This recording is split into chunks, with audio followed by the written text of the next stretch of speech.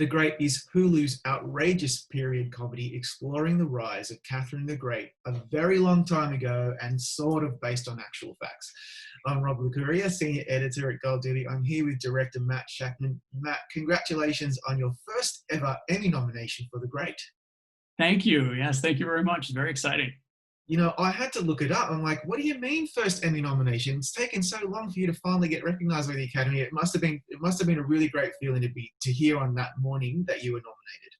Yeah, I was beginning to feel like the older unmarried sister in the Jane Austen novel, Um, but it is a great honor, and I have been in the TV biz since I was a kiddo. So it doesn't matter how long it takes. It's a great honor. Yeah. This is your freshman turn at the Emmys, but you've directed some really heavyweight material like Game of Thrones, the really impressive episode from the finale with the dragons and the fire, Succession, 6 Feet Under, Fargo. What does accolades like this and also just really good positive reviews mean to you professionally and personally? Oh, it's lovely to hear that people respond to your work. It's especially nice in this time, I have to say, because we're all so disconnected. It's great to know that people responded to The Great, that it was able to offer some entertainment, some comedy, some drama, some diversion from the insanity of the world that we're all living in now. So I'm grateful for that. It did come out at the right time, didn't it? Because we're all stuck at home for the most part, and we're all kind of really hungry for content and something really entertaining to kind of keep us occupied and entertained. And I remember when I first saw The Great, I'm not really a period piece kind of guy, and I thought, all right, well, I'll give it a go and see what happens. And I just so loved it. I thought it was so rude and so inappropriate in a good way. And I'm wondering, when you first signed on and realised what you were getting yourself into, you probably had some idea because of Tony's previous work. But what were your initial thoughts to, geez, this is really outrageous? Yeah, I'm not a period person either. I was never a Downton Abbey watcher, and so I think one of the first things Tony said to me is he's like, I don't want to make a period show. He doesn't like them either. I really didn't know Tony's work because The Favorite hadn't come out yet. It was still a few months before. I'd heard about it a little bit, and then once I got to know Tony better, I was tracking the excitement as it had its premiere and its rollout, and leading up to the Oscars. And then I got to see the sort of common connections between the movie The Favorite and The Great, because Tony has a particularly great sort of sardonic view of the world. It's both equally horrifying and also comedic at the same time. But this was based on a play, that he had written. So I read the play early on, and I'm a theater guy too. And so I really responded to that. And in the theater, really for thousands of years, the theater has been playing with tone, I feel like, in the way that TV is only just starting to catch up to. Normally we have comedies and we have dramas, but luckily, thanks to things like this or Succession, where you're jamming all these cool different tones and genres together. And in a way, it feels more like life. So for me, it was these bold and outrageous characters, the fact that it was equally dramatic and also comedic and horrifying, and that I could also see a really strong parallel to the world we're living in, especially in America. The idea that we have this kind of child emperor in Tony's world is very similar to the way I think about the person who's leading my country too.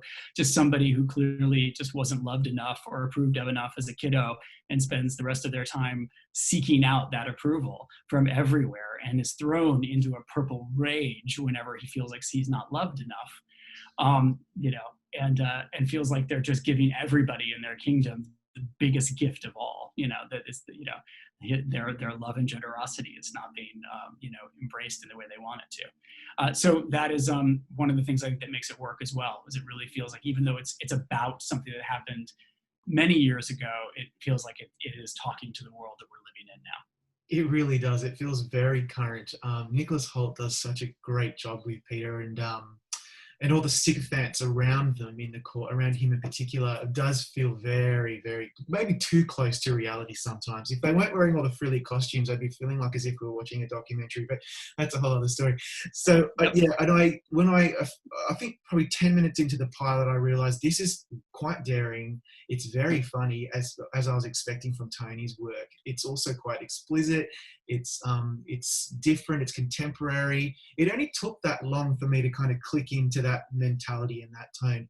Were you the same? Did it take long for you to kind of find your rhythm and trying to make sure that this pilot was going to kind of be brought to life in a really authentic and believable way? Tone was really the biggest challenge. We knew that in order for the show to work, we had to figure out the tone. And so from the very, very beginning, I mean, yes, there was a lot to worry about in terms of production design and cinematography and costumes and all of that.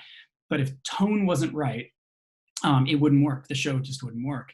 And so a lot of that was casting. I mean, Elle and Nick are amazing, and they can turn on a dime. They're able to kind of do anything.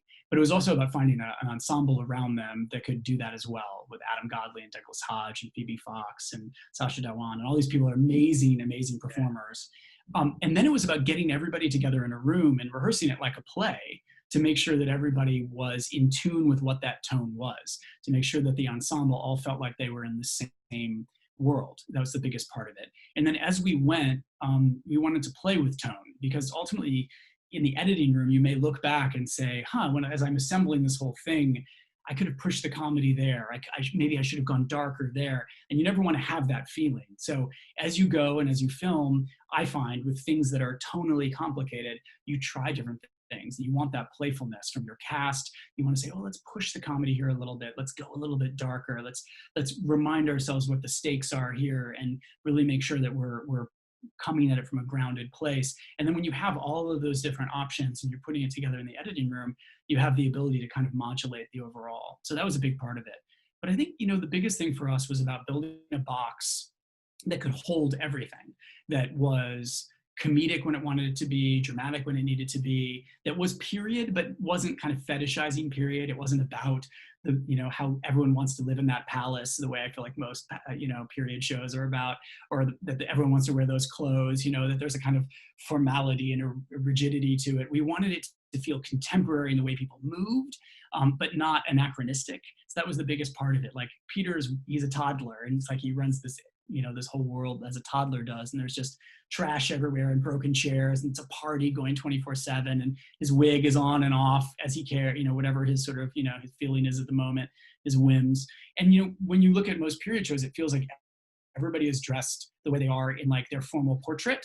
And we realized that that's not how people really are. When they were getting their portrait done, they put on everything that they own that was nice, and they stood really still. But that's not how they were in everyday life. They would, so we tried to take off layers and make people feel more comfortable and just give it a contemporary energy in the way that it was staged, the way that it was shot, without being too overtly anachronistic. And as long as you build that box that people believe the world and believe the stakes, you can kind of go wherever you want in terms of tone. I'm really glad that you explained that, because a lot of people may not realize that when the tone is off on a certain show, and maybe this is subjective partly, but the show becomes a bit of a disaster. And this could have not worked if the tone wasn't quite right. It could have just been a stuffy old period piece, or it could have just been a silly farce. And it's not either of those things.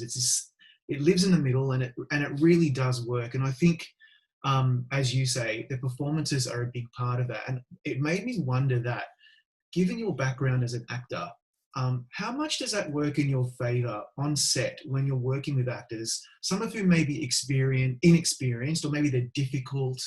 How does it work for you? Give us some examples of how you can relate to actors because you've been one or you are one. Yeah, I mean, having spent so many years hitting marks and knowing what an actor goes through, I definitely have a ton of empathy for their process and their experience. But, I love actors. They're brilliant. And I am no longer an actor for a big reason, which is that I'm not a very good one. And so I really am in awe of the brilliant performers, especially in an ensemble like The Great. Everyone in that cast is just brilliant. And so it's about creating a sense of freedom and play and support support, because you want people to make bold choices. You want the actors to try different things and to approach the scene with intelligence and with risk taking, and you want to be there to support them, and then to say, oh, let's try something new, like do this and do that, and together we build something that's really special. And I can't do it on my own, and I need them to feel the freedom and the ownership that they have to create that. And I think a big part of it was, we approached this like a play. We rehearsed it like a play. We had time before we started shooting where we got together and read through the script and talked about the script and threw it up on its feet. I brought a big box of props into the room and I said, okay, now do the entire thing. Here's a couple of chairs and a bench and a trunk full of props. Just go. There's no right or wrong way, just do it. And they had so much fun, like kind of just playing and goofing around and making swings out of chairs and doing whatever they could, that I think it gave them just a sense of freedom to just do that when we got to the actual shooting, which I think was really important and a big part of it. Because I hear, obviously some directors don't work that way, and it just depends on, as the leader of the set, some people want to make it a bit more kind of maybe scary or adversarial. Like, there are some directors who do not work that way at all, and some directors like to do 1,000,000 takes, and some of them are happy to do 3. What do you subscribe to? What's your process? What do you think works best for a series like this? I definitely don't agree with a scary environment at all. I think the rule of improv is the general rule of life, which is yes and. Maybe you've heard this, when you're in improv comedy, you never say no, because then the improv ends. You're like, you're an alien. No, I'm not. Skit is over, right? So I think that's true in life in general, but especially in all creative enterprises. When you're working with writers, when you're working with actors, with cinematographers, it's always helpful to say yes and, to be like, okay, I see where you're coming from. Let's take this part of it and let's add this part of it. And we build it together that way. And I think that that's the biggest part of it, because they are going to bring, whether it's cinematographer or actor or writer, all sorts of things that I'm not going to bring. And I cannot make this thing by myself. I need all the brilliant people who are going to work with me to make it happen. So I think yes and is a big part of making that work. In terms of takes, I'm definitely not a David Fincher or a Stanley Kubrick, but I'm also not a Clint Eastwood. Like, I'm not a 1 or 2 take and let's move on, because I am drawn to things that have complicated tones and they have complicated scenarios, and there's a lot of different things you can explore in a scene. And so for a show like The Great, I wanted to make sure we had time for takes, not 100 takes, but maybe 8, 9, 10 takes, because you're going to find so much stuff as you play. An actor is going to be giving the other actor something completely new every take, and they're going to be building the scene, and we're going to be pushing the comedy or pushing the drama or trying to make the stakes stronger or scarier. You're going to be doing all these different tonal explorations as you go, and you can't just do that in 1 or 2 takes and move on. You've got to try different things. Yeah, that makes a lot of sense to me as a layman, just to you're trying to find those little nuggets of gold, and eventually they do kind of materialize, and it must be really quite satisfying and exciting as the helmer to kind of see that kind of happen in front of your eyes.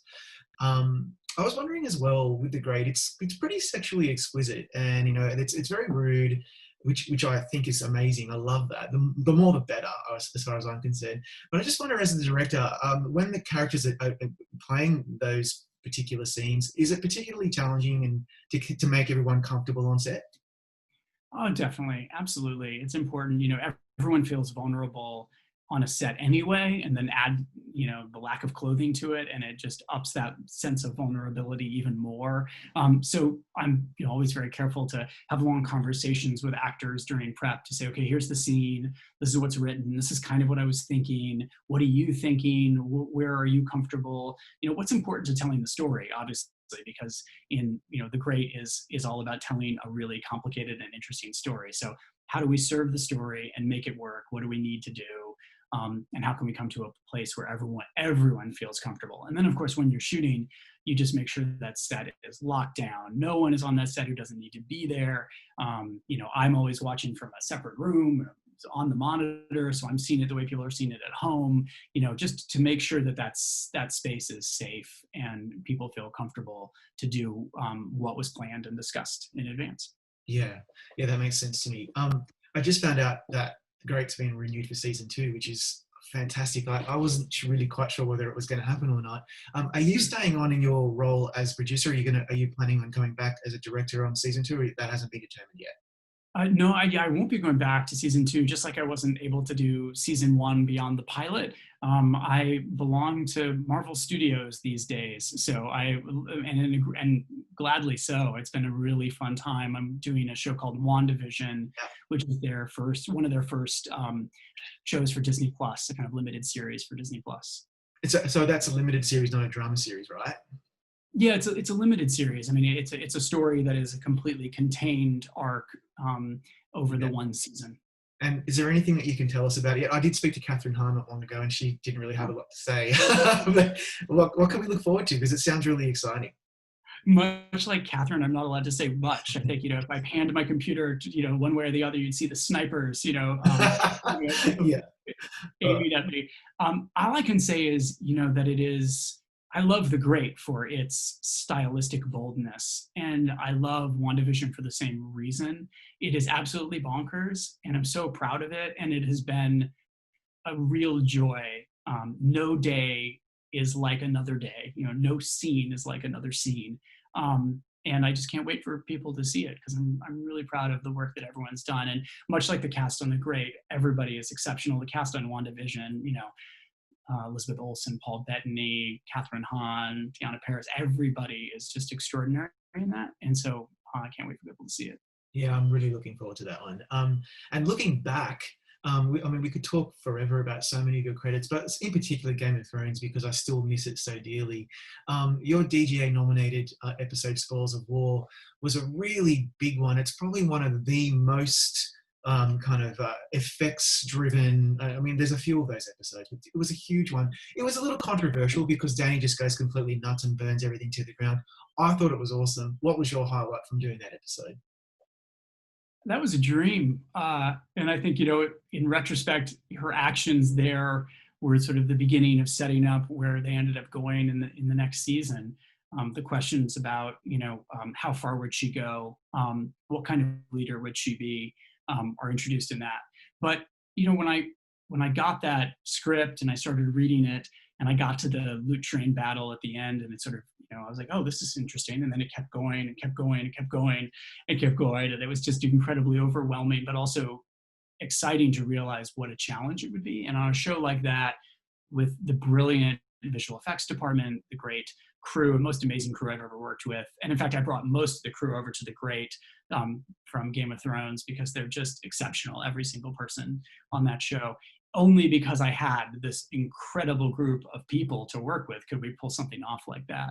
But I was really, really proud of how it all turned out in the end. And I think for me, it was about trying to tell an understandable story rooted in a point of view. So I sort of following Jaime Lannister through this sort of parade of horrors down below to understand, what it was like to be on that side of a dragon attack, because they've been kind of heroic in previous seasons, and they're always with Dany as she burns the slavers in Slaver's Bay or whatever. And it's like, no, what's it like to actually be on the other side of a napalm attack? Or what is it like to be in a medieval battle and all of a sudden there's an F-16 and like you think you know how to fight and now the rules of war have changed forever. And it was meant to be truly horrific, and to kind of root it in that was the big sort of challenge. And also I think one of the things I think makes the sequence kind of work, because you understand the point of view of what it's like to be on the ground. Yeah. I loved that episode. A final question is, in this new world order, post-pandemic, when that eventually happens, do you foresee a lot of transformative changes in the way that you will be working as the director on set, and how sets will operate going forward? Have you got any clue about what it's going to look like? We're just starting to have those conversations now about WandaVision, because we're hoping to go back soon to finish shooting.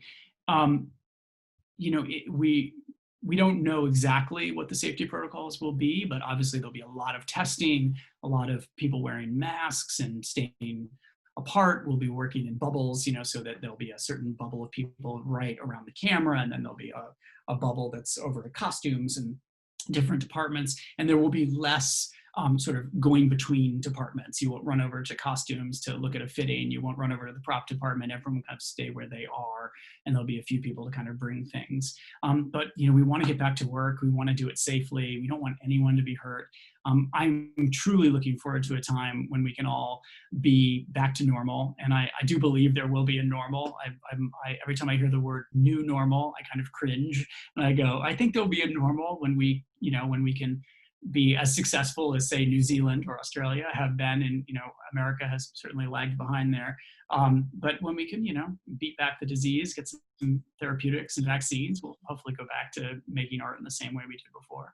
Yeah, fingers crossed, mate, because we're going to be hungry for content again, and we look forward to everything that Hollywood has to offer. And congratulations on your nomination. I'm so thrilled that The Great is being represented at the Emmys this year. Oh, thank you very much. I appreciate it. Thanks for the time. No worries. Now, everyone go to Gold Derby, make your predictions, click subscribe, watch all of our great contender chats, just like this one with Matt.